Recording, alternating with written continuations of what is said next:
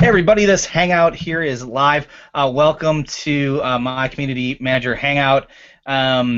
We do this every Friday. In fact, today is Friday, June 3rd. Can't believe how fast the year is blowing by.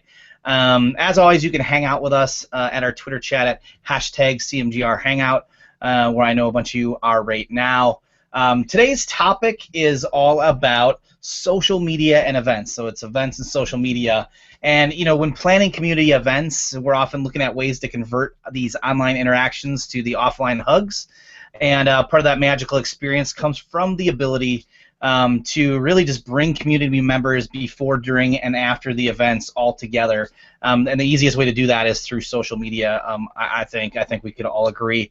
And so today is for event planners, for people who love to go to events. It's all about events. So with that, I will just turn it over, let everybody introduce themselves, starting with Rue. Oh, you got to unmute yourself, Rue. Mute. There you go. I'm such a Google Hangout pro. But my name is Rue, and I am live from Bushwick in New York at the Silent Barn, which has some really cool artwork and graffiti. It is a great venue here in New York that is built off of community. It's like it's basically a collective of young, recent college grad artists that found a space that they've turned into a music venue, studios for artists. It's also where my startup Better is in residency, where we are implementing community management practices around the event promoters here who put together some of New York's best music shows. And so that's where I'm at, and I look forward to talking more about events and community. Excellent. Well, thanks for joining us. Hey, Evan, how are you doing? I'm good. I'm in sort of the opposite space of Rue. Rue's in this like beautiful, colorful space. I'm in the whitest room ever, but I'm here at my home in Oakland, California, and yeah, I mean, I'm all about events. I've been running Community Manager Breakfast for 5 years now in San Francisco. I've thrown a couple conferences, including literally 2 weeks ago, CMX Summit East 2016. And I've been in community management for almost 10 years now, and almost every gig I've had, events have been a big part of it. So couldn't be more excited to talk about this. Excellent. And hey, Amir, what's up? Brew, what's going on? Excited to be here. Chief Strategy Officer at Zoom. We do a lot of social media events, analytics, visualizations, all that nature, and just excited to be here to nerd out with you guys. About my mini Snapchat, too. I'm kind of jealous, I'm not going to lie. Hey everyone, I am Sherry Rohde. I'm the Community Manager at Magento and co-produce CMGR Hangout here with Brew. And I'm really excited because next week I'm going to an event where I'm not organizing it, I'm just an attendee. So that will be really fun for a change. Sweet. Hey everybody, I'm Brew, Director of Awesome for Be the Change Revolutions, co-produce CMGR Hangout here with Sherry. For me, I love talking about events. A little quick tidbit about me in my previous career. Before this, I actually attended 52 conferences in just under 2 years, which was a little crazy, a lot of traveling, but definitely used social media to on kind of all realms of those events. So excited to talk events today. So rolling into that, let's just talk about what's the best event you've ever been to, industry or not, in the past year, and why.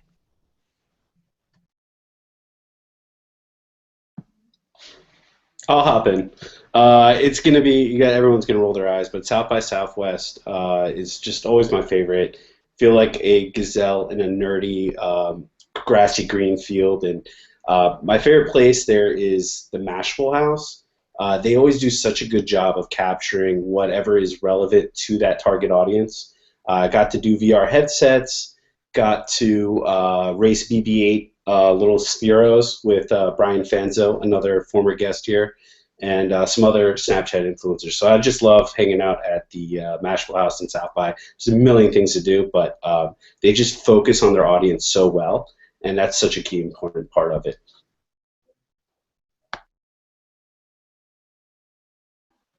I won't be self-centered and mention any of the ones that I've actually run, but I always try to make my events as fun as I can. I had the pleasure of going to Ad Camp, which is run by Influitive, a couple months ago, and I thought they did a really good job of just building a great theme. They had this summer camp theme, and they just kind of went all in. They had a guy in a ranger outfit walking around. I think I don't know what he was doing, and just kind of everything was very, very on theme, and so it really felt like a consistent experience rather than like, hey, we shoved a bunch of tech people in a room. It was really a thing. So I just got back from a cool event, and honestly, having lived in New York for like 10 years now, I'm a little bit like event jaded, where it's like it's like a weird thing. I feel like part of like surviving New York is kind of about avoiding events where there's so many that just like overpromise and underdeliver. But anyways, we're talking about ones that I actually liked. So I just came back from Paris, where I went to a conference called WeShare Fest, and I've been following and working with WeShare, which is a cool organization that's kind of exploring the realms of community management and technology and sustainability.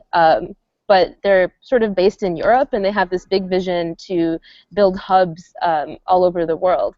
And so I've been trying to figure out how to bring some of their ideas to New York.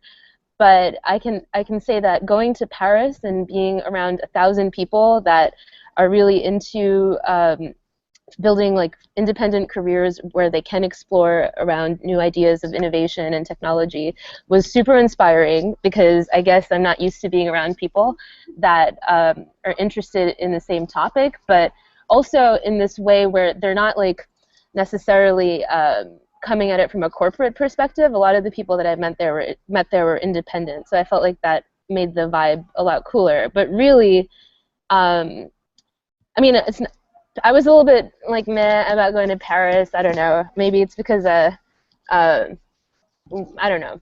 But the thing that I liked about the conference was the way they set it up. They kind of took over a music venue and made the place look like a village with different tents, where they had several speakers and like lectures happening at the same time, as well as like breakout sessions and like interactive sessions. So it felt really cool to be there for 3 days, because you could kind of just get a lot out of it and not be forced to do one thing.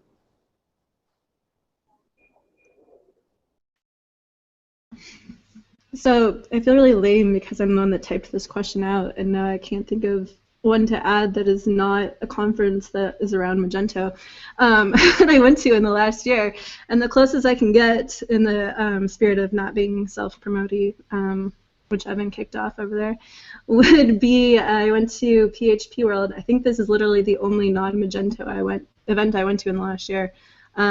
Not counting Link, which is technically more than 365 days ago, as was CMX East 2015.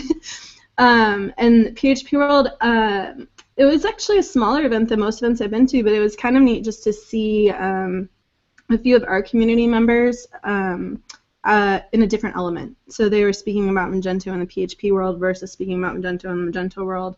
And it was just really neat to see them kind of shine there, and to really just step back as an observer in like a larger community that our community is a part of.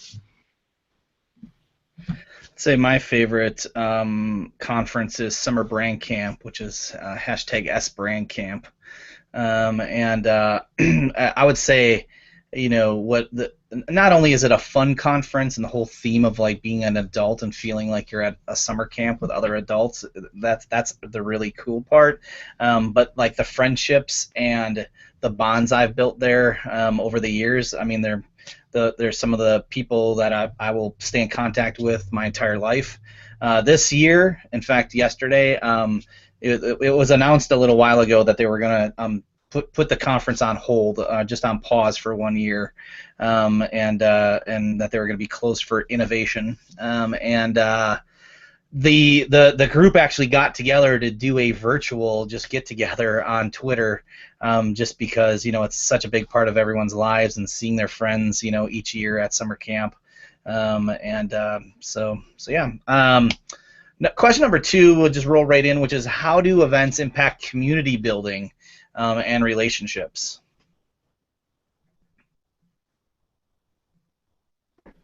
Yeah, I mean, I definitely think that. Sorry, Rue, I keep answering right as you're unmuting.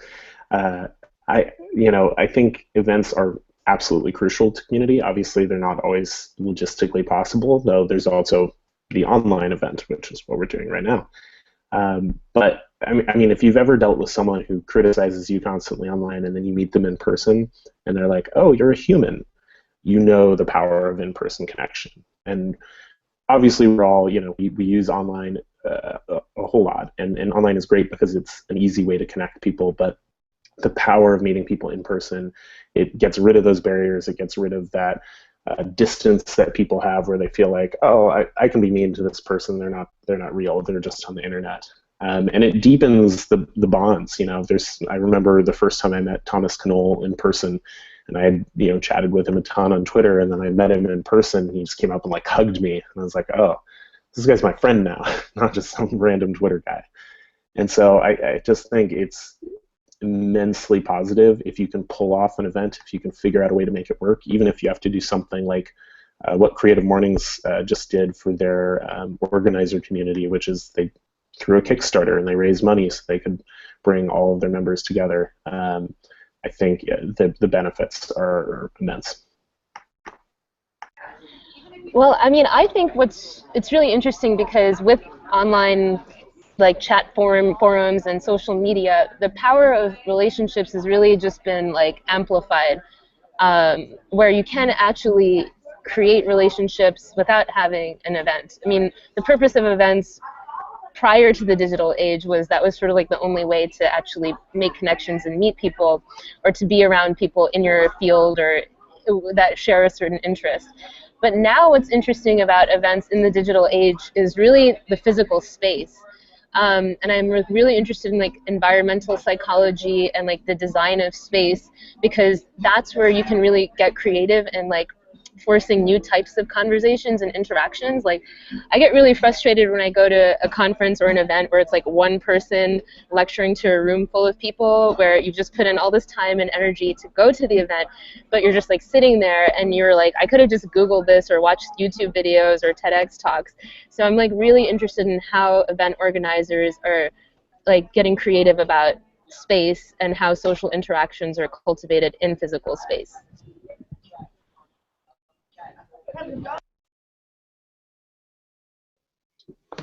Yeah, it's, I mean, think about it. You're taking the most passionate people from your entire audience, and you're putting them all under one roof, and you're letting them talk to one another. I mean, it's one thing when they're talking to each other online, but it's kind of siloed. It's all kind of going to you, and you're in the middle. But when you put them all in that one room, and you have them all going back and forth, like, I use this way, I use this that way, and they're just like, just completely nerding out about this, that is such a special thing to have. And you just want, like, I mean, you got to take a step back sometimes, and you got to just let them do their thing. Sometimes I feel like you serve them, right? And especially as a community manager. And it's like, I always tell our team, it's like, you are Gandalf, they are Frodo. You need to help them get to where they need to be. But you got all the Frodos in one place, all the hobbits. So, but yeah, it's just amazing the power that you can do. The other thing is like when they're all together, when they're all buzzing and posting on social, that's the best time to collect data on what they really like, what they don't like. I mean, you should be listening on social media to understand this. And it gives you immense data to go back and be like, guys, this, here's what we need to do to up this to the next level. So once you have a forum like that, it is so special. And the main thing that I don't see people doing is leveraging this conversation and using it with actionable insights to make a better event next time, or better your product or service and so forth. But super important. And I just wanted to build on what Rue mentioned about building spaces. There's an amazing TED Talk. I'm 90% sure it's the one by Amanda Burden, where she talks about building the High Line and in New York, and just in general, understanding how to build physical spaces for people. And it's so smart, and it's one of those sort of predictably irrational things where you're like, oh, of course we do it this way, and then people break what you did because they don't behave that way. So I'll try and dig that up. Hey, Evan, real quick. I want to rabbit trail here and see if you can talk a little bit too how you guys accounted for like introverts at CMX, because I know you did like a special initiative to kind of reach out and help people who maybe wanted a conference buddy or something, so they just didn't feel overwhelmed and things like that. Yeah, definitely. I am an introvert, and so I worry a lot about my fellow introverts. To this day, I still struggle at conferences. You show up and you don't immediately recognize anyone. You're like, oh God, what do I do now? And some people don't have that problem. Congratulations. But for people who do, yeah, we really wanted to think through that experience, especially if they were at their first CMX summit or they were new to the community profession. We wanted this to be a really warm, welcoming experience. So we did a couple things. One which I think was somewhat successful, but there's a lot of room to improve, was the buddy program, which you mentioned. And that was basically people could just say, hey, I'd be interested in help meeting people. And then we would connect about 3 people via email and say, hey, you're buddies. So introduce yourselves via email, schedule a time to meet up. You don't have to stay together the whole conference, but this is sort of your like safety net for kicking off the day.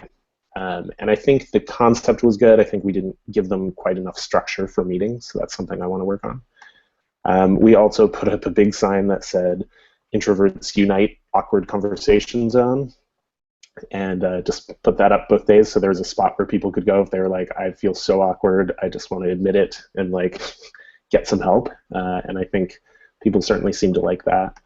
And then we also, and I didn't come up with this, this is something David and Carrie at CMX have been doing for a long time. We have a welcoming committee. And so these are just volunteers who sort of stand out front, like give people high five, welcome them, really just try to set that tone, because as we all know with online communities, when you first join, that initial moment of joining is pretty make or break. If the first thing you deal with is silence or someone making fun of you, you're gone. And so we really want to make sure that those first moments are really good. Awesome. I just liked watching, even from afar, what you guys were doing there, so I wanted to make sure you had a chance to hear about that. Well, I mean, I think what's really interesting is that it's not just about like introverts. A lot of times, like I hear similar concern comes up around bringing diversity into the conversation, whether it's like through gender or race. I mean, both of those things are relevant to me, but sometimes we lose focus of what it means to actually listen to people and understand the perspective they're bringing, because we're so like sensitive about how we even like create the comfort level for the space. But I really like events that are designed with a little bit of the objective structure, where it's just like kind of built into the logistics of it, where it really comes through timing, like where it's like a clear agenda, and then there's a facilitator who's just like really good at staying on time and making sure that everybody gets the same amount of time to make a point. And then I think the other thing that's great is breaking up into small groups, which is something that you brought up. And I think as a community manager, it's made me really aware of how important it is to be a good host, and just like, take a moment to like ask everybody like the same courteous question, like, hello, what's your name? It can make a difference in just sort of that comfort level. But another extreme that I've kind of enjoyed is it comes from like theater and performance arts, where they have these like group activities or group exercises that are meant to like loosen up everybody, or kind of get people to do something silly or high energy, or literally like jumping up and down or breathing. I think that also helps just in terms of creating like a level playing field and helping to make everybody like get on a human level and ready to hear new voices that are not maybe what you're used to hearing. Yeah, no, that's great. Just kind of moving us along here, how would you guys say the larger events like conferences, etc., differ from smaller events like meetups and whatnot when it comes to community building?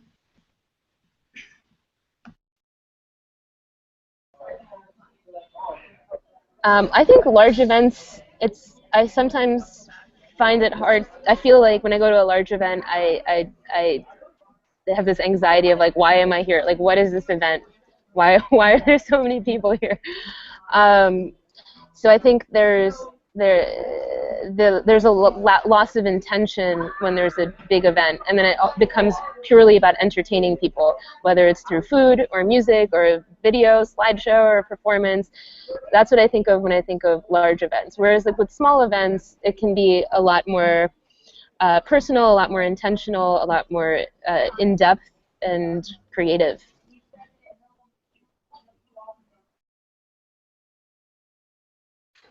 Yeah, and it's interesting. I've been trying to figure out what belongs where, especially these last couple of days, because I've been going through CMX Summit East survey results and had a number of people say that the breakout sessions we had, where people got to sit down and chat and work on things together, were their favorite part, which is great.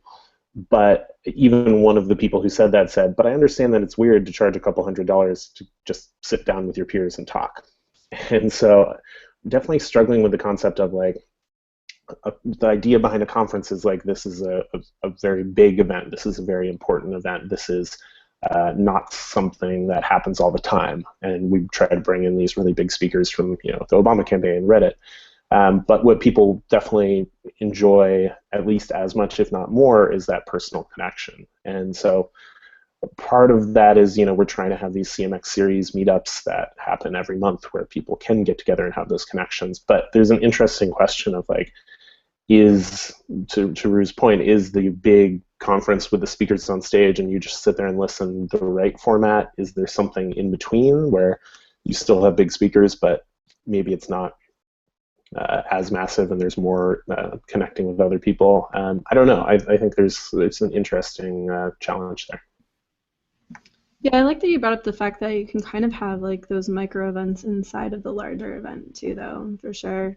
We come across the same thing with our conferences, though, is a lot of people, what really stands out to them are all the like community events that were organized before the actual conference. So like the hackathon or like the community run or like all these different things that take place before the conference even starts, but it's where there's small groups of people with those interactions.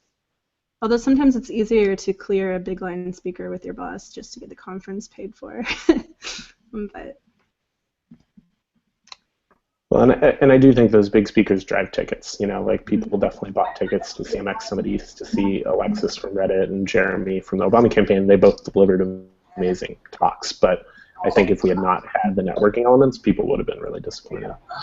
Yeah, I've noticed that a lot in the, like, again, New York is a place where, the event landscape is quite competitive, but it's also a place where people are literally starving for community just because the neighborhoods are getting like pushed out, so it's like really hard to even invite people over to your tiny apartment or to find a place where the music's not too loud and you can like actually have a conversation for hours.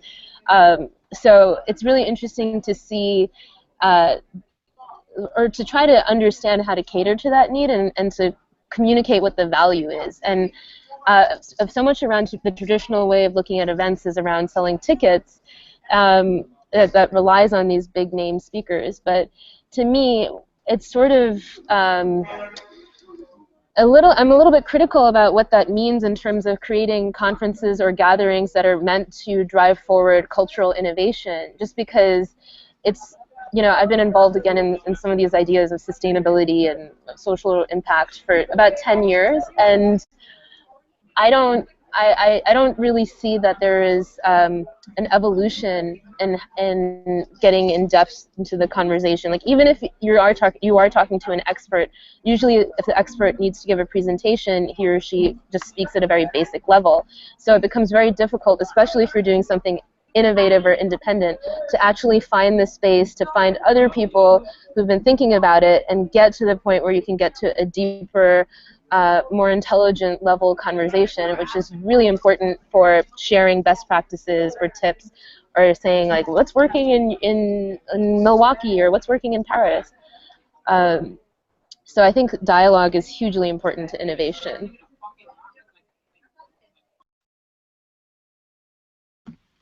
yeah, definitely. Okay, let's transition to actually social media since we pitched that as the topic. So, what's your favorite way that you've seen social media used to build community leading up to an event? I'm gonna have to take this one. So 2014, bear with me. Taylor Swift.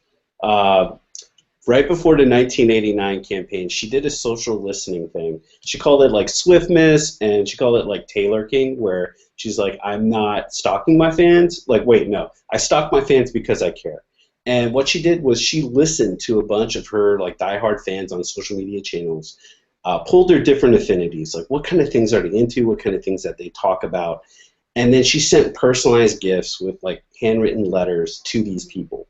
And I'll tweet the video out, but like these girls are like crying when they get these gifts because it's so personalized and they feel like, wow, someone is really listening to me. And that's really what makes the community and really what can create an event and set it up. Like, all those people brought their friends. Like, I'm pretty sure they were like micro influencers within their own target audiences. But using social media listening to personalize people, like an invite out to people to bring them and why they should come, is just always a no-brainer. In this case, Taylor Swift just did a really great job.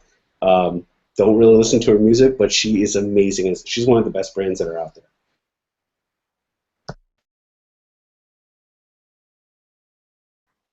This wasn't in the lead up, but a conference I worked on a couple of years ago, UserConf, which is now Elevate, did something really interesting, and I take zero credit for this, but it was a conference for customer service professionals, and so they decided, let's provide great customer service. So actually at the event, they'd say, tweet us if you need anything.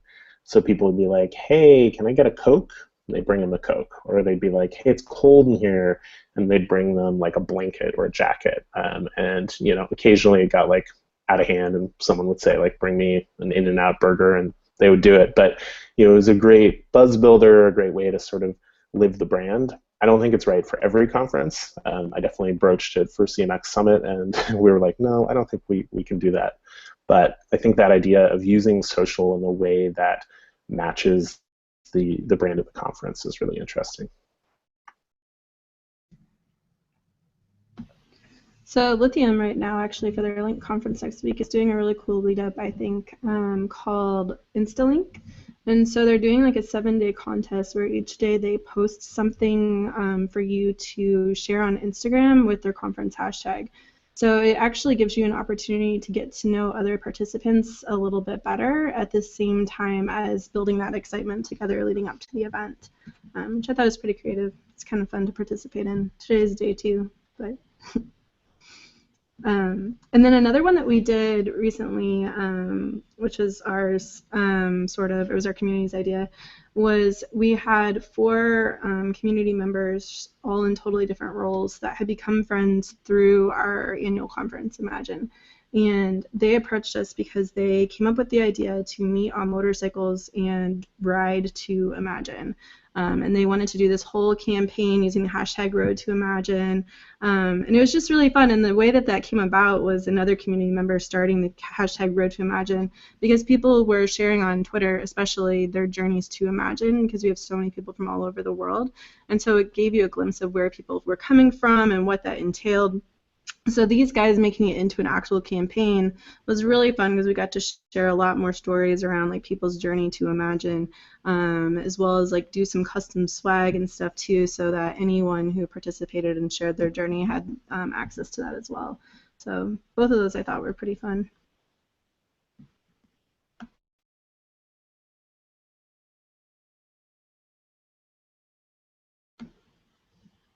Rue, did you have anything to share on this one? On the well, since you asked, I'm calling you out. to me, yeah, I think, I guess my answer is a little abstract because I don't know. I think a lot about how to create relationships and engagement between people at an event. And one easy solution is to just do a small event. But I really like the examples of thinking about how to create that intimacy at a large event, or somebody who has a celebrity brand like Taylor Swift is really on point in terms of figuring out how to actually create some sort of authenticity. But what's interesting is to look at how you would create connections between your attendees based off of like roles that they can play at the event. I'm really interested in like group dynamic psychology. Like I've been reading a lot about like Edward de Bono's 6 Hats of Thinking, or like the Myers-Briggs, or even like zodiac signs, where you could just have this like information about people's personality types and have them sort of self-organize a little bit based off of thinking of them identifying as like a certain personality type within the group context. And I wonder whether that could lead to like more productive conversations or collaborations in the given time and space of the event. And then so I'm really interested in how social media could do that, but I guess that requires a lot of stalking.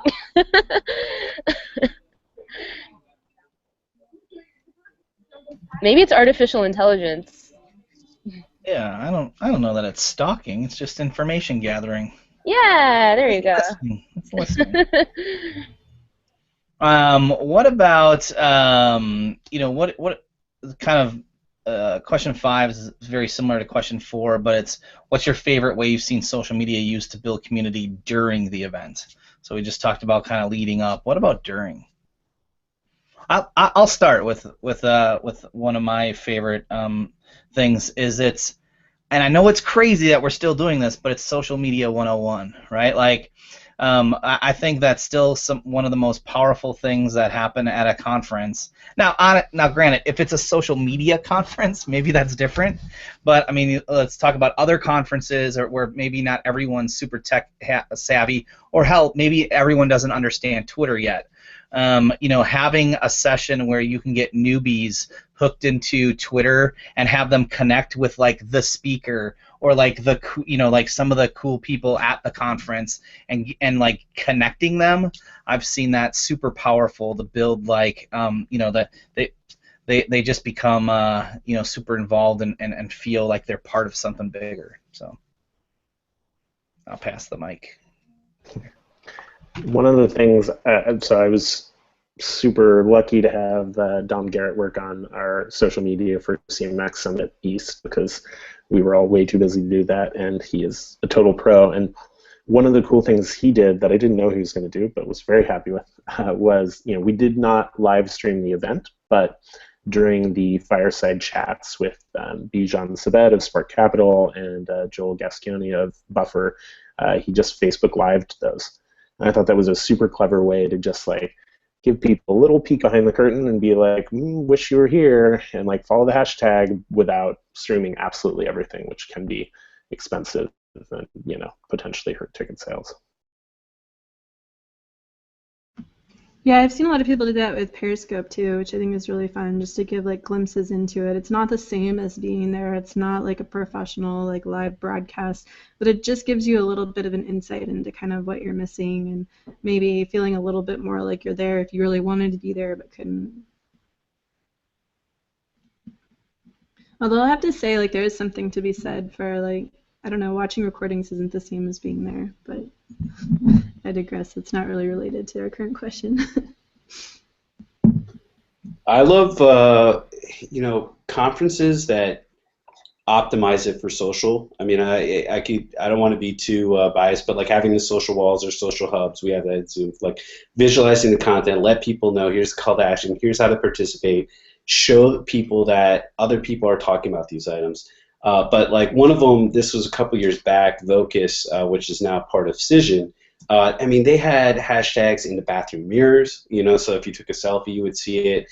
I mean, they really optimized it to let people know that social, you can continue the conversation. Other things I've seen is like an Instagram kind of bingo card. So they said, go take a selfie with a keynote speaker, or go to these different vendor booths, just to make like it sort of goes back to the inverts that Evan was talking about, introverts, where it's like you're creating calls to actions and you're making it a fun game where people are participating. Because a lot of times people are like, what is my voice? Why should I share? But if you're gamifying it and there's a leaderboard, or if there's like activations around it to cause people to do things that they normally wouldn't really do, it really helps. And then later, again, the data that you glean from it, I mean, it's so insightful of like what you can capture to understand. Like, if you see one speaker gets a spike in activity in real time, like, invite that speaker again. If you see someone that doesn't have one, you might not want to do that. Maybe they captivated audience, you'll know because you're there. And then the other thing is like creating that experience for like bigger events. You see like the Twitter mirror. You've seen all these different kind of selfie stations and stuff like that. I love seeing those types of avenues where you're directing people towards one hashtag. It might be obvious to us because we're all in this Twitter chat. We're all savvy pros, but you got to think of the people that aren't, at our level. Go ahead and flex. But yeah, I mean, it's just seeing those different opportunities where you're listening for people that aren't as social, making it easier for them.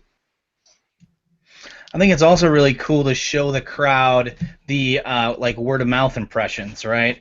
I know one thing that we had done for a conference was it was for a conference where there's a handful of people into social media, but they asked us to sort of bring that social experience, and we said, hey, we showed them how when you tweet out, you got these potential word of mouth impressions, and kind of explained it a little, but had throughout the conference show what that number was at, like through Keyhole, right?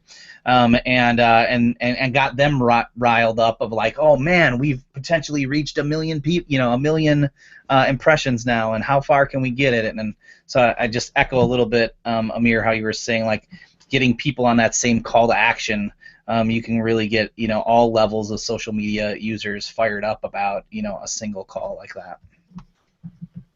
Yeah, and a lot of events I've been to, the hashtag is everywhere. It's in the app. It's on like all of the step and repeats. It's everywhere. Well, one kind of neat thing I did at a conference once was using like a D-Link, like, I don't know, wall plug thing, and an if then this. I was able to, if you tweeted a certain hashtag, it would turn a bunch of lights on, and if you tweeted again, it would turn the lights off. That's cool. So just sort of like fun little experiments like that to really show people the we call it the power of social media. That you could literally power a light, but I think it's just little fun things for people to interact with. I think are important. Yeah, I work a lot with digital artists in New York, and there was one studio, my friend's studio called Urban Matter Inc. that did a piece for a conference, and it was called Family Matter. I'll tweet out the link, but they created this like data visualization like art piece that that linked to all the guests' Twitter feed and created like these patterns based off of trending topics in the conference. So you had like hundreds of people in a room talking about different topics, and you could sort of see like on these huge walls like these color-coded symbols of like what people were talking about in the room. So I think it's kind of interesting to almost look at how the digital medium gives us another dimension of communicating, which is like our inner thoughts or like what's said behind the scenes, and you can really play around with sharing that collective knowledge, and I love how artists are playing around with new technology for that. And I just have to say, it started to drizzle here, which is why I'm holding up my coat over my laptop. But if it gets heavier, I might need to go inside. Just wanted to mention that. I'm not some weirdo that just like puts their arms up in the middle of a conversation, although it's probably good for your circulation. That's awesome. All right, moving us to, let's see, following. All right, so after an event. So we got before, we got during, now it's after. So what are some cool ways to use social media after the event? I'm like, surveys.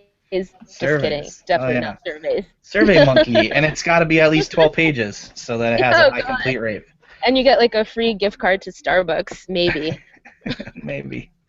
I like, the one thing that I like is when somebody doesn't wait until, like, I think it's smart to be able to trickle out like almost content from the conference throughout the whole year until the next time the conference starts, right? Because you just like you're getting people to keep remembering about that conference, and so I mean it might be as simple as pictures or quotes, but I think sometimes the mistake people make is like, cool, conference is over.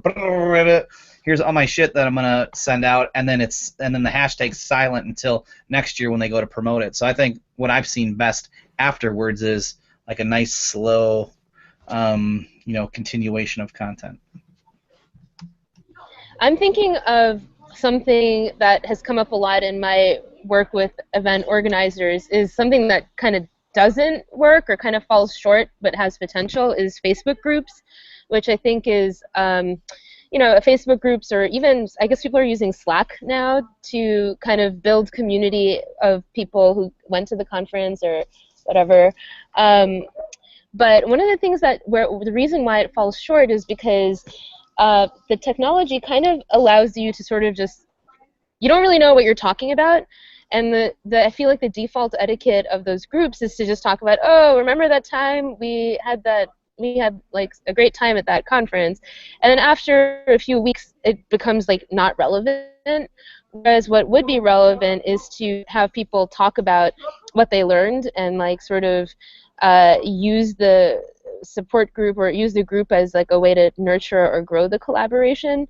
So I'm interested in the role that community managers can play in directing that conversation after the event. I'm also interested in looking at how new technology can provide tools for that sort of like post-event community building.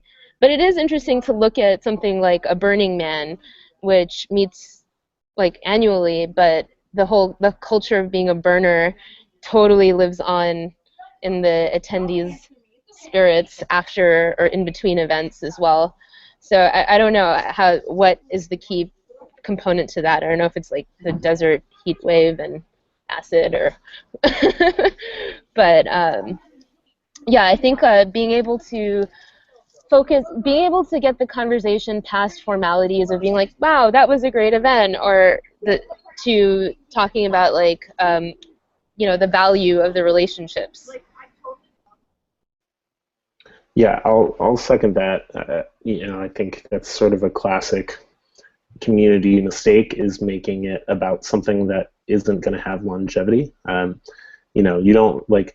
You might talk with your friends a little bit about like, hey, wasn't that a fun trip we went on last week? But you're not going to like every week be like, hey, let's talk about our trip again. That doesn't work in the long term. So if you're planning a community that's tying into your event, the community needs to have a larger focus than just let's talk about this event. Even if it was successful, then you'd end up with a different community every time you had an event, I guess. So for CMX, for example, we have a Facebook group that I think is getting close to 4,000 members, which is focused on community management, community professionals. And so that's where we're driving people. And, I actually didn't turn on the, community function in the app we were using for tickets because I didn't want to send people into this like temporary space where they're only talking about the conference.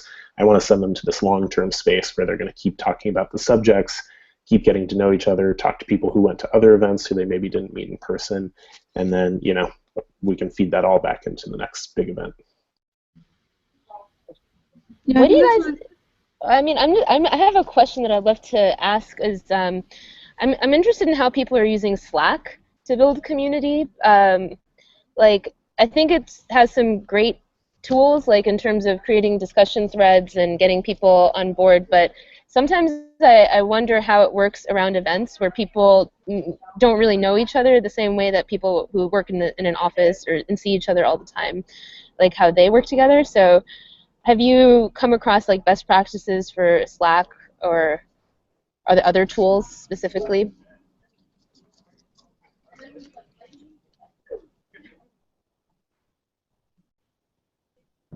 I'm in, it's not really event-based, but Chris Barrow's YI Social Podcast, I know Sherry's in there with me as well. He's got a Slack for his community, and that's really interesting. Our team at Zoom, we use a Slack, and it's different from events.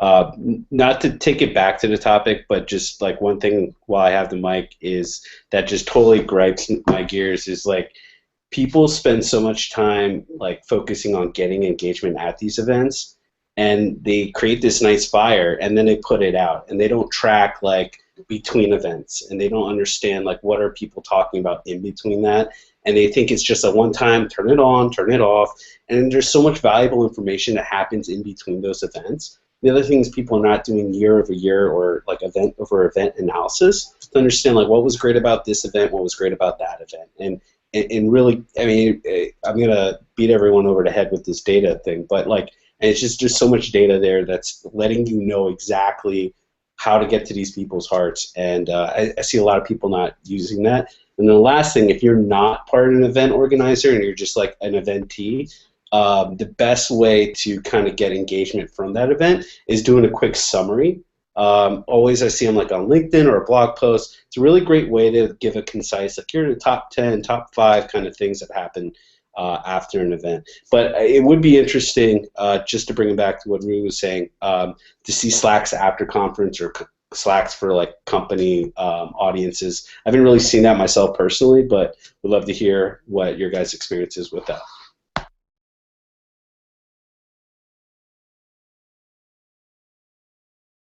Crickets. No one has experiences for you, Amir.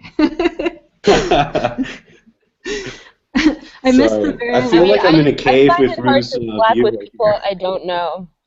I'm like, why are there so many updates on this thing, and what are they saying? But yeah. I think it depends on what you're using it for when it comes to Slack. Like, for me, I've seen it work really well for internal community at my last company, not so much my current company. The thing is, if you want it to be effective for internal community, you have to make it like the tool for the company to use. Otherwise, if not everyone gets on board, it just doesn't work. But I think why Slack works so well for that is just because it's useful beyond just community building. Like, it's useful as a way to get a hold of someone when you need to, etc. Whereas sometimes separate internal communities that really only serve the purpose to tell you whose birthday it is, etc., don't really accomplish that, and so people forget to check them. But we do have, our community has a Slack channel that they started on their own, actually. And that one is consistently active, but also I think it's just really easy to build community in the open source world. So everyone in our community just wants to contribute to everything all the time anyway, and they're constantly solving problems every day, and so they're always talking about it. And most of the conversation is centered around those day habits and problem solving. It kind of goes back to, like, if you're trying to, I guess, force engagement or whatnot, like, what is your actual goal to actually need a community? I think that's, I really like the frame that you used around problem solving, but that's such a great case study to point back to in, like, how, you know, maybe events or conferences or festivals can update their approach after, you know, creating an initial community is, you know, create the intention of, like, well, why would you come back to this event, is to come together and actually solve a problem. And I think that is a great framework for community managers to also think about framing the event and the dialogue around giving people tasks or, you know, a process to brainstorm and then suggest ideas and critique ideas and iterate.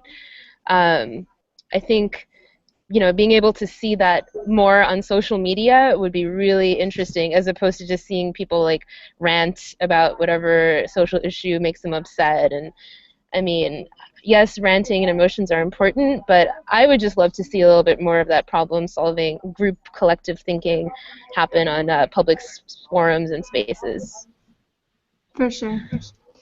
I will say one way that I found really useful for, just kind of going back to Q6 a little bit, for using social media to build community after events, is one trick that I do is when I go to conferences, kind of before, during, and after, I'm curating a list of people who I've met there or I'm looking forward to meeting there.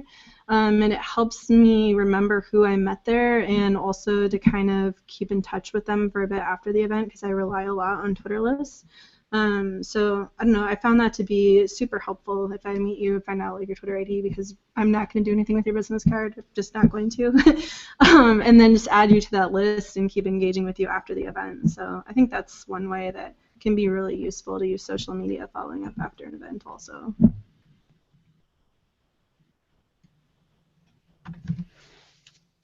All right. What are some ways you can use social media analytics in your event reporting? So, you gotta. So you just had an event, and now you gotta report on it. How could you leverage social media analytics? What do you guys think is important?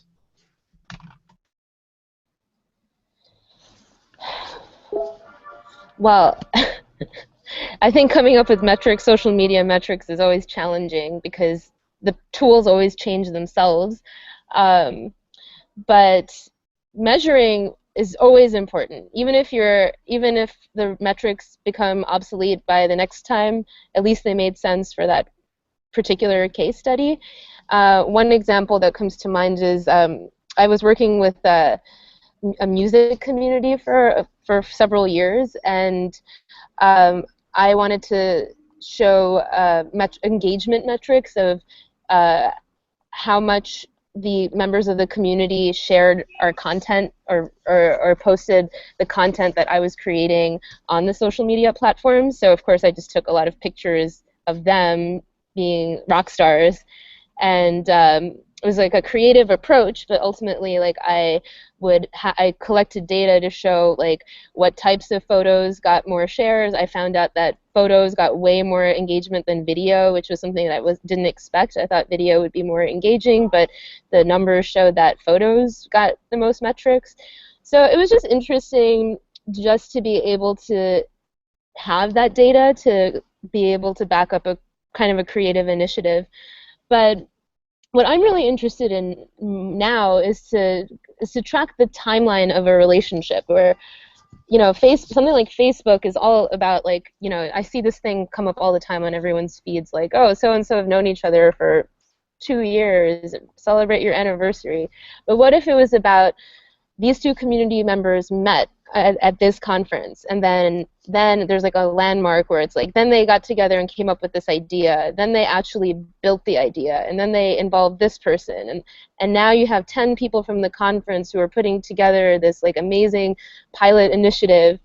To me, that would be a great metric to show, and it will give you a lot of insight into like what is the optimal number for actually creating those types of collaborations, and how long does it take for a relationship to take an idea from the abstract into the reality.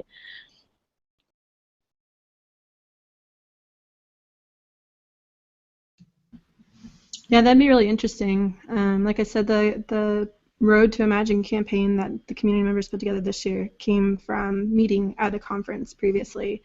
And we actually have a community podcast that came from people staying up way too late, sitting in the hallway talking about making a community podcast. So, and they met at a conference as well. So yeah, that'd be interesting to track. Probably be difficult to track, but interesting to track. Very manual. So we actually do this for like, hundreds of events every month, like thousands. So we have a lot of clients that use this, and so we provide analytics. And the key things that we find that are useful to event organizers is, one, like I said earlier, the activity, knowing what moments caused the most reactions. You're looking at engagement. That's the main thing that people care about. Also looking at your top influencers, and not looking at something like clout, which is more of like a celebrity kind of endorsement score, but like people that are relevant to your audience, relevant around topics that you're talking about. And then other things are like, and Brew kind of mentioned this, with impressions. That's really great. Knowing how many people were actually engaged. Looking at some of the key associations. So like, what other topics were mentioned at this event outside of your company? Like, what other things is your audience into? No offense, they're not only about you, they're into other topics. So how can you collaborate with these different topics? How can you work those in with your community? That's really important. You should know your most active users, so they might not be super influential, but they'll tweet you 100 fucking times. Sorry, I didn't mean to curse. But like, that's the thing. Like, they are really passionate people, and you need to water that. You need to grow that. The other thing is like just looking at like, there's so many different things, like what platforms did well, what platforms didn't do well, and geolocation, like, were people engaging with you outside of the event? Why didn't they come? How do you get them to come? What kind of visualizations can you put out there? Evan mentioned the live stream, just showing just a little taste, get them hooked. There's so many analytics that you can use. It's just more about like listen to the audience, what demographics, what age groups. Can you attribute this if you have like a user or system like Magenta, like what type of user are they? It's just like there's so much information that's being left at the table from these events that makes me frustrated. But when I see someone utilize this in great ways, it's just wow, it's just so good, and there's too much data that's out there. You just need to focus on key metrics that are important to you, and you got to track that along the way. And what I see is a lot of people try to, measure everything, but focus on one thing, watch that grow, achieve that, maybe bring in other things, but don't leave that data at the door, geolocation, stuff like that. Another thing that we didn't talk about that I wanted to bring up earlier is if you're at an event and you can geofence it and listen to that area, sometimes they don't mention you. Sometimes they don't put your hashtag. They don't want to be exactly heard by you, but they want to share their thoughts on, how Evan was mentioning it's too cold or the lines are long, or there's a lot of information that you might not be hearing because you're not searching for the right thing. Do like a geofence because they might be sharing their geolocation with that and you can capture it from that. But just don't, the more data you can grab, the better, and then just use that to make your next event even better. I would also argue that it's probably super easy to just take all the users you're seeing in the stream, just pull everything they're saying and go through it, sift through it. How long could that really take, right? That way, because I think you're absolutely right. Sometimes it's interesting seeing the interactions between the users that they're not throwing the hashtag down. And they might be talking about a certain panel or a speaker that they don't like, or there's so much public data and feedback available that's being missed because somebody's focusing too heavy on that hashtag. And the other thing I just want to add to analytics, and this is something we did back when we did our Meet Meme trading cards, is since we asked people to kind of connect in with us prior to the conference. We analyzed who they were connected to at, like within the users pre and post conference, because what was important to us is to provide analytics that show we were actually, because of the social media experience at the conference, people were connecting and staying connected. So I know there's not a whole lot of great tools for that right now, but I think if anything, that's probably one of the more important aspects of a conference, is that you're connecting people and making that connection. So. Just hearing these ideas is like really inspiring, just because I think just the fact, again, that we have social media means that we have a new way to collect data to back up some more innovative or experimental ideas around what interests human beings, what's happening outside of the major trends, what is the value of that. And so that's like super cool. I never thought of the geolocation thing, which is like, it's just so cool just to think about really anticipating collecting that data and like doing something with it. All right, so we are probably out of time. I could ask another question, but then we'd have to cut somebody off. So we'll let Twitter answer the tips about using social media to build community around events. Thanks, guys. This is so great. It went by so fast. Yeah. Man, I love talking about events. We should all get together soon. We should do an event. Yeah, we should do an event. Somebody plan that. Yeah, and like so much for my attempt to have a cool background because it's like raining and I'm like under my tent here. So thanks for bearing with me despite the weird interaction. I hope it was entertaining for the watchers. Oh, absolutely, absolutely, and lots of screenshots we saw on Twitter. And speaking of that, I do have to give a shout out to Adam, who is making some incredible mashups of my beard in different situations over on Twitter. I'm cracking up over here. So hey, thanks for your Photoshop skills, Adam. All right, guys. Sherry, do we have a topic for next week? So we're switching for summer to just doing CMGR Hangout on the first Friday of the month. So there won't be a topic next week, but on July 1st we're talking with Chris Kamler, I believe, who I got introduced to through Alan Bush, about basically the convergence or bridging between unofficial communities and official communities. So like, for example, our company does a lot of community building directly, but then our community does a lot of their own initiatives too. So like how to kind of cover those. And his perspective is specifically from a Kansas City Royals fan community and then working with Kansas City Royals themselves. So. Cool. Wow, we're gonna have 3 Fridays off. Oh my God. So weird. So this is, so this is kind of a big deal. I think us, the community said it was okay to take the summers off. We've been doing these consistently for years, never miss a Friday. But then this year we missed 2 Fridays because of holidays. So then we were like, you know what? We already have the record. No one's gonna catch up to us. So we'll just take the summer off. So, all right, guys. Well, we'll see you all in a month, July 1st. Yay! And have an excellent weekend. Awesome. You too.